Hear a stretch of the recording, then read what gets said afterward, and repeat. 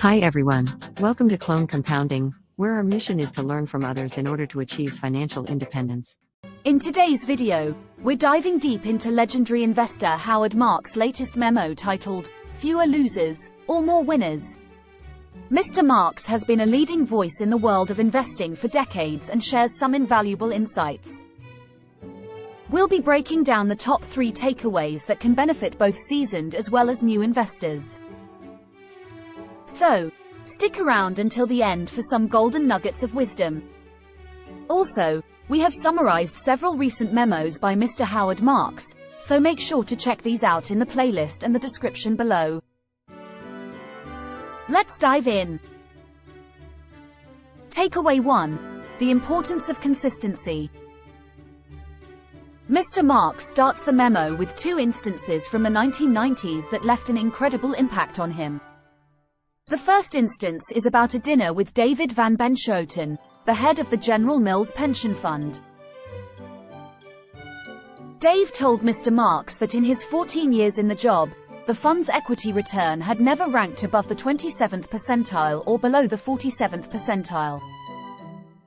The incredible insight was that while the fund consistently performed average on a per-year basis, but over the 14-year period overall the fund's performance was in the 4th percentile. Mr. Marks was blown away by the overall spectacular result. It turns out that most investors aiming for top decile performance eventually shoot themselves in the foot, but David never did. In the second instance, Mr. Marks remembers that a prominent value investing firm reported terrible results, causing its president to issue an easy rationalization. If you want to be in the top 5% of money managers, you have to be willing to be in the bottom 5%, too. Mr. Marks' reaction was immediate.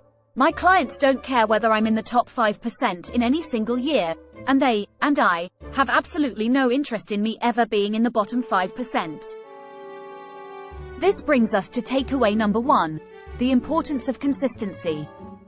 Mr. Marks emphasizes that trying to achieve top decile performance every year is unlikely to succeed. Instead, he advises striving to do a little better than average every year and maintaining highly superior relative results during tough times. This approach reduces extreme volatility, prevents huge losses that can't be recouped, and increases the likelihood of long-term success. So, remember, consistency is key.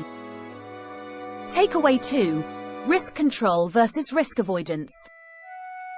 Mr. Marks distinguished between these 2 concepts.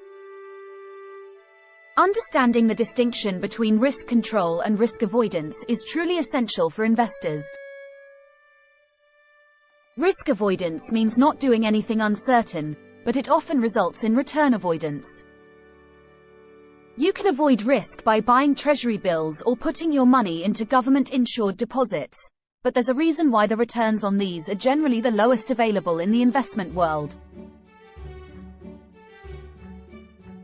Why should you be well paid for parting with your money for a while if you're sure to get it back?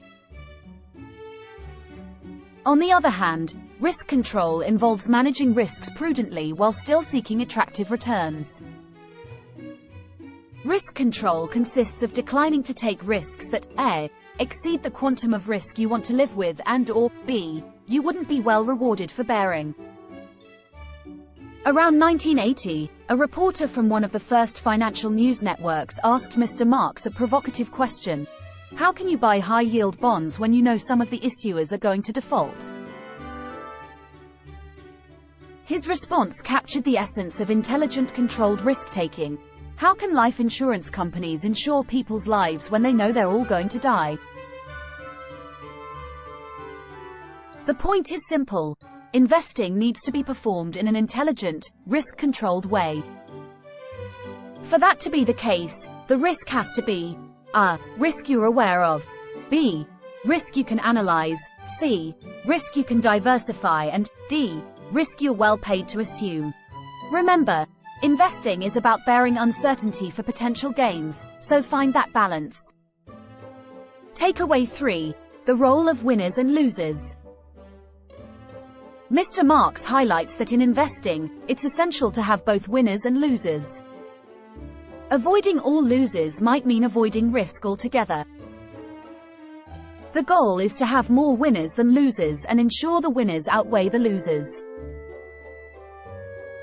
Warren Buffett, arguably the investor with the best long-term record, and certainly the longest long-term record, is widely described as having had only 12 great winners in his career. His partner Charlie Munger told Mr. Marks that the vast majority of his own wealth came not from 12 winners, but only 4. According to Mr. Marks, the ingredients of Warren's and Charlie's great performance are simple. A lot of investments in which they did decently. B, a relatively small number of big winners that they invested in heavily and held for decades. And C, relatively few big losers.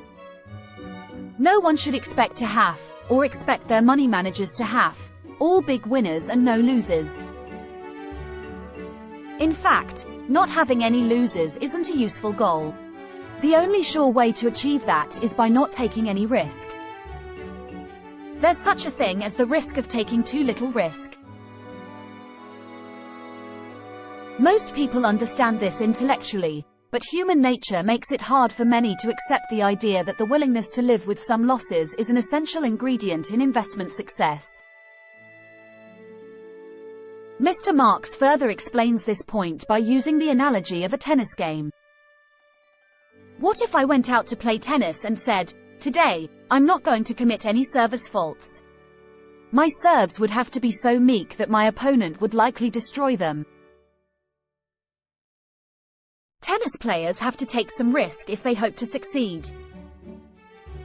If none of your serves fall outside the service box, you're probably serving too cautiously to win. The same is true of investing.